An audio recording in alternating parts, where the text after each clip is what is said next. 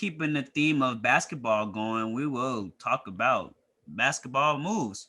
So after we got off the podcast last week or the day after, news broke that one, LaMarcus Aldridge joined the Brooklyn Nets after a buyout with the San Antonio Spurs. And days later, Andre Drummond was bought out from the Cleveland Cavaliers and signed with the Los Angeles Lakers. So, guys, before we get into the league, which one was better between Drummond and LaMarcus Aldridge, do you guys think the NBA should change their NBA buyout rules? Because if it continues, if great players with high salaries continue to get bought out and go to these super teams, there's a lack of parity, even though these players aren't in their prime of their careers. How do you think the NBA should handle the NBA buyouts in the future? They need to stop crying. Who is they? Whoever complaining about the buyout thing. It's been going like this for years. I don't understand. Like, people acting brand new. This always happens. It's been happening. And 9 out of 10, most of the teams that get the buyout player don't win. So, but you were the one, you didn't like when the Nets got Blake Griffin when he signed with them. No, see, but the difference is these decisions are made by the players. So now the player's in control. I don't like his decision. I don't necessarily not like the option. Like, you know what I'm saying? I want my preferred destination would have been somewhere else for him. But that's his decision. So I don't think it should stop, because, like I said, the team I want him to go to is the Lakers. The Lakers ended up getting Drummond, who I think is better than him anyway. So it just, it's just how the game goes. Blake Griffin is washed. He right where he's supposed to be, in my opinion. What has he done that's been so impressive? That's like, oh my God. He dropped 17 the other day, and that was like a wow moment, because everybody was like, oh, I didn't know he could drop 17. Bro, think about that. You didn't know the man could drop 17. He's washed, bro. Andrew Witt, come on, bro. He's washed. But to answer your question, bro, I think, I kind of agree with what Cut is saying, but I also see the side of why people are complaining, because you got these small market teams who are essentially just losing out, bro. Like, when you're a superstar and you get bought out, where you want to go? Best place to win. Usually that's with a big market, just in a big market city. So, I feel like the NBA could come together and come up with a creative solution to the problem, just so that could be handled. But that's my take on it. And Blake Griffin is trash. Nobody can worry. I think the issue is not them getting a player from the buyout process. I think it's the issue that the Nets have gotten multiple players with the buyout option that makes them heavy favorites based on the betting odds and things like that in the East to win it or potentially win the finals. So I think that maybe the NBA should limit only one person can get bought out. I mean, one player, if that get bought out, can go to one team.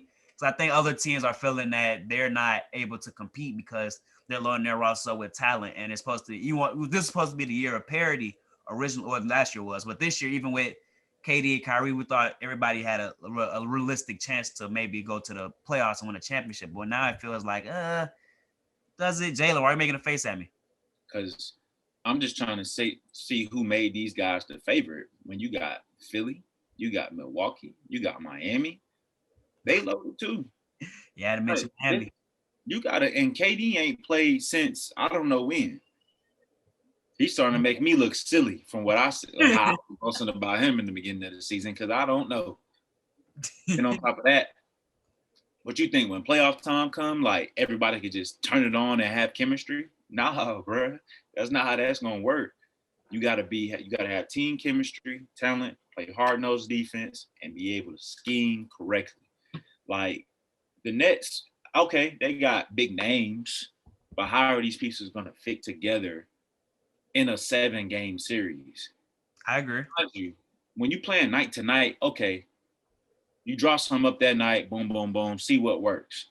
When you playing a team back to back to back to back to back, like you gotta continuously switch things up and have chemistry and be on the same accord defensively and offensively. Offensively, okay, they may be fine, but defensively, what they gonna do? That's my only question. John, how you feeling, man, with the NBA buyout process? I mean, I feel like it should be more competitive, but I don't know. At the same time, you want to give players as much freedom as possible, but I do want the teams to low key have an input on like where the player goes. I mean, you know what I'm saying? Like LA, I mean, it does take a while for them to reach a buyout because they can bench you forever. Like, and then finally decide, all right, you didn't get to a trade, so we'll buy you out. Which I guess makes sense from a business point. You want to, see if you can at least get something in return for this player. But that's still kind of crazy because they have to wait so long. So with that knowledge, I feel like, they definitely should be able to sign at any team they want to. And if they're old in a vet like Blake in LA, then why not go to a team? You don't have a ring. You want to get one. I don't know what it is, bro, about players wanting to get a ring. Like, does it even matter anymore? Like it matters, but it don't matter. Like, Russell, I think Russell's comments yesterday killed it mattering for a lot of people. I think it's a case by case basis on the player and what they value. Yeah, and if you want, yeah, that's true. Blake was never a top 5 player in the NBA, so he's like, it was never gonna be like Blake gotta get a ring. When they was on the Clippers, everybody was kind of like, Chris needs this ring, but nobody said Blake need the ring. Right. And I guess it is a case by case basis. Right. However, if the individual comes out and says he doesn't care, like Russell just did, then there's nothing else to be said about it. Well, Russ say on Step Brothers, last year I made this much money. This much.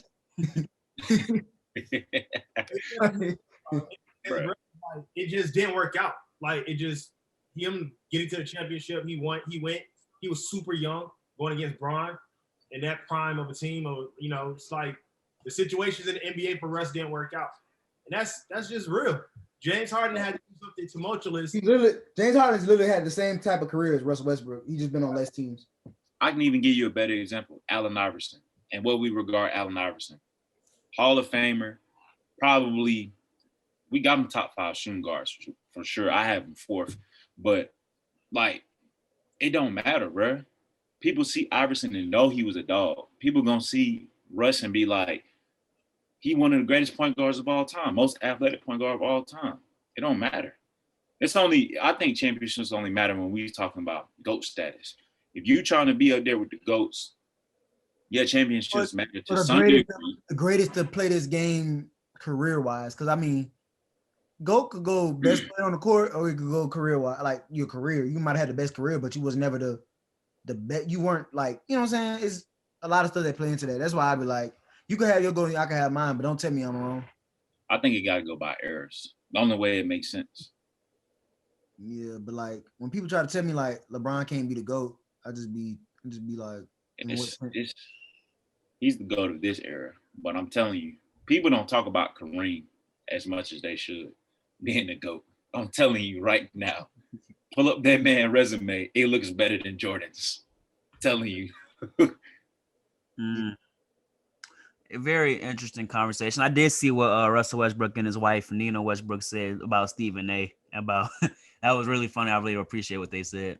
Because some people feel that Stephen A. and Skip Bayless feel like they said they changed the way fans perceive sports due to them always like either going back and forth about who's better, things like that, or always going about winning and championships and things like that. But it's more into basketball than that. But so, shout out to the Westbrooks, man. Agreed.